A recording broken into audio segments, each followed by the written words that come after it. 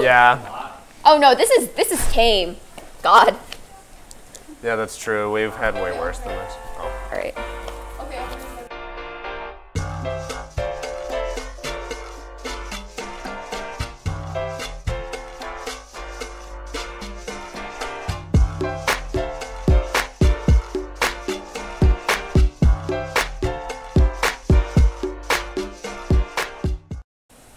Good morning. Welcome to the first edition of the Cat's Eye News. I'm Renee Boudreau. And I'm Wynn Scott. It feels good to be back. Hey Wynn, did you ever have Mr. Schmidt as a teacher? No, but I see him around the school all the time, and I hear he has goats. Hi, I'm Paul Schmidt. I teach U.S. History and IB History of the Americas, and I have goats. The story behind the goats is that we have a son who is very much afraid of dogs and a son who's very allergic to dogs. And so we got the goats because they were kind of the closest thing we could get to dogs. For those of you who may remember Miss D'Angelo, the old biology teacher, she has a small farm with lots of animals, and we visited the farm and my son fell in love with the goats, so we got goats. They lived for about 10 to 15 years, so we hope they just hang out with us and give us some nice pet companionship. In order to house his three goats, Louis, Cisco, and Hugo, Mr. Schmidt and his family built a shed for them and a pen. We had nothing. This was just a big yard. When we come home, they like to hang out and get petted and play with us. They like to run with the kids. And then at night, when it starts to get dark, they know it's time to go and close themselves up in the shed for the safety of the night.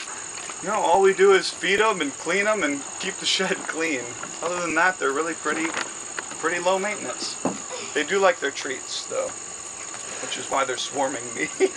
Go over there, guys. You know, when you have kids with special circumstances and they want goats, that happiness of the kids and the goats are more important than the perfect garden or the perfect image of your house. So, yeah, that's the toughest part is losing our garden. Other than that, it's all been really, really fun. Wow, that's unbelievable. Lots of student groups have their first meetings of the year next week. The Culture Club meets on Monday, September 24th in room 182 from 2 to 3 p.m. Each meeting focuses on a cultural group in the world. Diversity Club will also have its first meeting of the year on Monday in room 254, and there will be food. On Tuesday the 25th, SAD Club, which stands for Students Against Destructive Decisions, is meeting in Mrs. Ebel's room, 102. Snacks will be provided at that one as well. Also on Tuesday, the Build On Interest Group is meeting at 205 in room 239. Learn about Build On, the trip to Senegal to build a school in 2019, and set up your Build On accounts. Well, it's that time of year again. Head out to Party City, make sure you get your song and snack suggestions into the Student Council Twitter, and grab your dance partner because next week is homecoming week. What was that you said about song and snack suggestion? Well, actually, Student Council is accepting submissions for snack and music suggestions. You can DM them on the Student Council Twitter at NoVibesDuco by the end of the day today. It would be cool to have some popcorn at the dance. Yeah. Spirit Week kicks off on Monday with College Day. Tuesday is USA Day, Wednesday is Blockbuster Movie Day, Thursday is Class Color Day, and Friday is, as always, Green and White Day.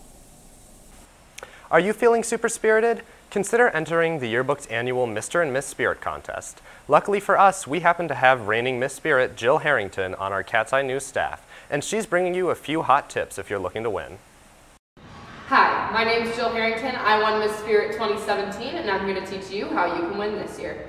Think you've got what it takes to be the most spirited person in the school? Go to the auditorium lobby during lunches next week to get your photos taken by the yearbook staff. The staff will then vote on who they think should win Mr. and Miss Spirit. When brainstorming ideas for a Spirit Day, I come up with a list of about 5 ideas that I like, and then I pick the most difficult one to do. It should require me to do my hair, makeup, and my costume in a certain way, and should have some sort of a wow factor. When shopping for Spirit Week, I recommend going to Salvation Army or other thrift shops. Not only are these clothes cheap, but they also have unique pieces that you can't find anywhere else. Good luck, and remember, although it's a competition, it's more important to just have fun. Even if you don't want to enter the Mr. and Miss Spirit contest, you can still stop by the auditorium lobby every Spirit Day during lunch to have your picture taken by the yearbook staff. That's all for your school news. Now over to Griffin with your sports. Thanks, guys. In school sports, the girls' varsity field hockey team lost a tough one yesterday against Pioneer High School with a score of 0-3. Tonight, the varsity football team dukes it out away against Plymouth High School. Make sure to go out and support the boys.